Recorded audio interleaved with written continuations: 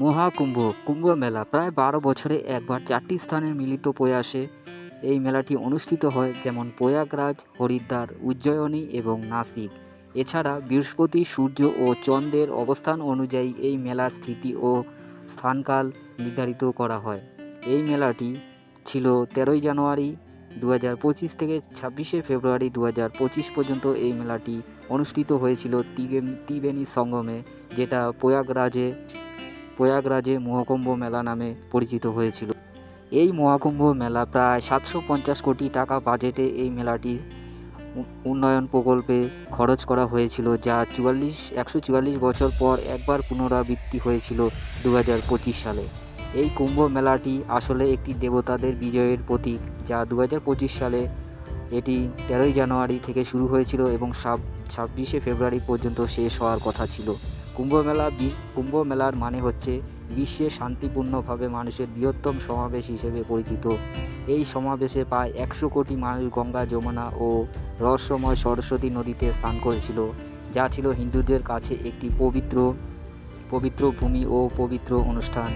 এটির কারণ হচ্ছে আত্মার পরিশুদ্ধি ও মোক্ষভাব ও মুক্তি অর্জনের প্রতীক হিসেবে এই মহাকুম্ভ মেলায় সকল পুণ্যার্থী, যা বিশ্বের ১২০ কোটি মানুষ এখানে স্নান করতে এসেছিল। ২০২৫ সালে মহাকুম্ভ মেলায় প্রায় ১২০ কোটিরও বেশি মানুষ এখানে স্নান করেছিল। এখানে দেশ বিদেশের সমস্ত মানুষও এখানে এসেছিল, যেমন Australia, Brazil, Bulgaria, Canada, France, Japan, Greece, Indonesia, Israel, Italy, Japan, Mexico, Mongolia, Nepal, Netherlands, Russia, দক্ষিণ আফ্রিকা, স্পেন, থাইল্যান্ড, যুক্তরাষ্ট্র এবং যুক্তরাষ্ট্র সহ বিভিন্ন দেশ। বহু পর্যটক ও তীর্থযাত্রী এখানে আসেন।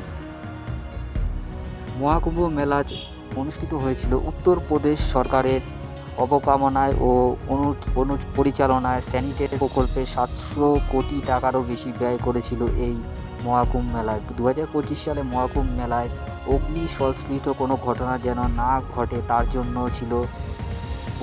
জন্য ছিল বিপুল পরিমাণে জনব্যবস্থা, যাতে কারো কোনো সমস্যা না হয়। এছাড়াও ছিল সরকারের তরফ থেকে ৫০০ জন বিশেষ গঙ্গা পুরোহিত, যারা গঙ্গায় এপার থেকে ওপারে সমালোচনা করেছিল যে কারো কোনো সমস্যা হয় কি না।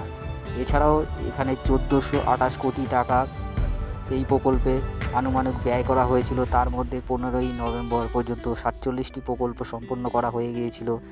বাকিগুলো শীঘ্রই শেষ হওয়ার আশা করা হচ্ছে। পর্যটক ও তীর্থযাত্রীদের সহায়তার জন্য কৃত্রিম বুদ্ধিমত্তা ও সরঞ্জাম চ্যাটবট ব্যবহার করা হয়েছিল। মহাকুম্ভ মেলা ২০২৫ সালে মহাকুম্ভ অ্যাপ চালু করা হয়েছিল, যাতে তীর্থযাত্রী ও পর্যটকদের সহায়তা হয়, বা কোন স্থানে কখন গেলে কী পাবে, কী করে কী হবে, সব কিছু কিন্তু এই অ্যাপসের মাধ্যমে সমালোচনা করা হয়েছিল বা পরিচালনা করা হয়েছিল।